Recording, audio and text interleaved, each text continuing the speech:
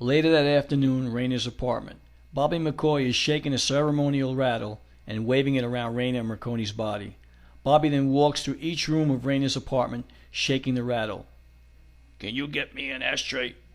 I'm going to burn some sage. Rayna walks over to the kitchen counter and picks up an ashtray and hands it to Bobby. Bobby goes into his pocket and takes out a plastic bag. He pours the sage into the ashtray and lights it with a match. There are people who are trying to cause you both harm.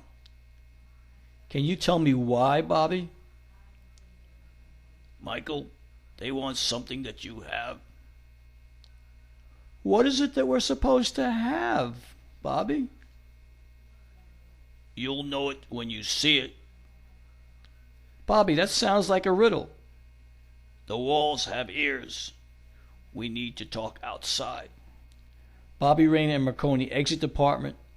Merconi is holding a large plastic fork in his right hand.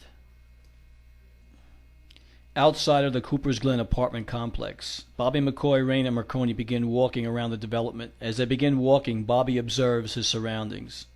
There are many people living here that are watching you. Do you know who they are, Bobby? Rayna, I will show you. Bobby stops in front of the apartment building directly across the street and begins by saying, There is a woman with blonde hair and a man that have been following you when you leave to go to work. You know, I always see their car leaving when I go to work, Bobby.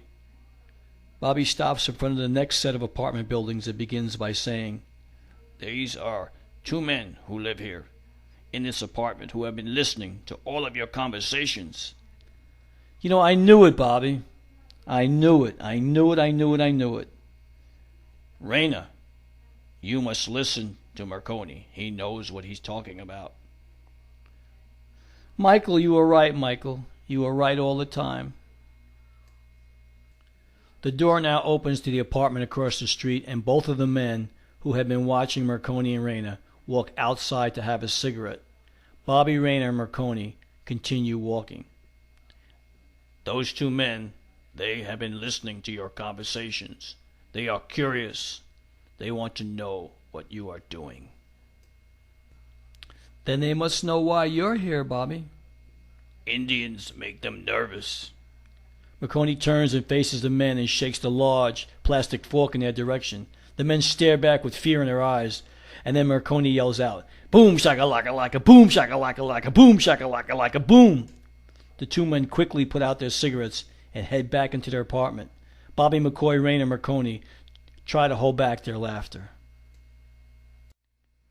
Would you look at their faces? They look like two deer that have been caught in the headlights, Michael. Michael, you are a practical joker. Yeah, Bobby. Just call me Merconi Wolf. Bobby McCoy, Rayna, and Merconi all turn to make sure no one is watching them. When they see that no one is watching, they all break out into hysterical laughter.